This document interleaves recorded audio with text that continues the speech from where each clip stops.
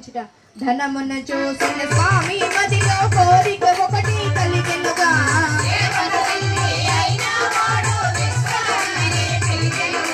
సుందరమైన నగరము ఒకటి నిర్మించమని కోరెనుగా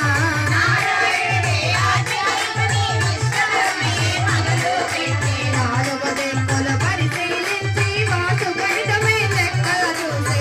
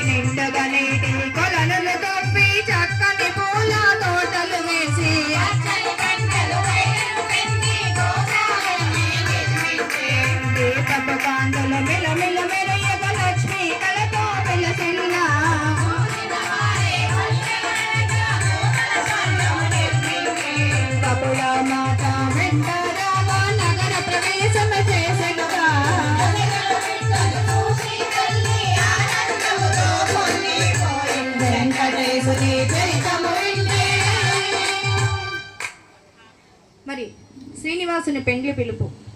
మరి శ్రీనివాసుని పెండ్లి పిలవాలంటే మరి ఆ కొబ్బరికాయలతో ఆట ఆడాలండి. కొబ్బరికాయలు ఉన్నాయి కదండి మీ ఇద్దరికి. మీ అమ్మాయిని మాకు ఇవ్వండి, మీ అమ్మాయిని మాకు ఇవ్వండి, మీ అబ్బాయిని మాకు అటొకటి ఇటొకటి రావాలి. మీ అమ్మాయిని మాకు ఇస్తున్నారు, మా అబ్బాయిని మీకు ఇస్తున్నాం. చెప్పండి,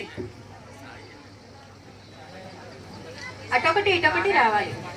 అటు ఇచ్చేయండి. అట్లా 5 సార్లు అయిపోయిందా? కొబ్బరికాయ దండం పెట్టుకోండి, తాంబూలం పెట్టి హారతి తెప్పించండి.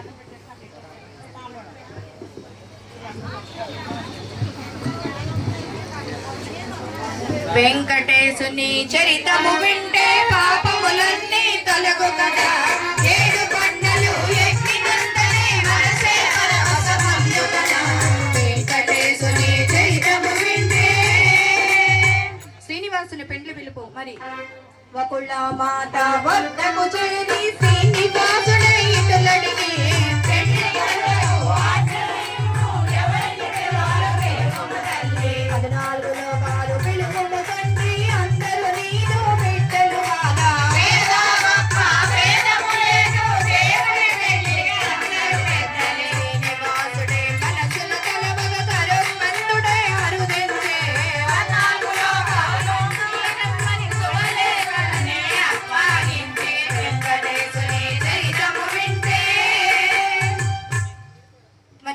శ్రీనివాసుని పెండ్లి పనులు మరి దేవతలు వచ్చి చేస్తున్నారంటండి. పసుపు దంపటం దగ్గర నుంచి మరి సున్నపెళ్లి విసరటం దగ్గర నుంచి అవన్నీ కూడా పెండ్లి పనులు చేస్తానికి పెండ్లి పెద్దలు అందరూ కూడా ఇక్కడున్న వచ్చిన వాళ్ళందరూ కూడా వకుళ మాతని స్వామివారు అడిగారంట. ఏమని? అమ్మా ఎంతమందిని పిలవాలండి? 14 లోకాల నుంచి అందరినీ పిలవ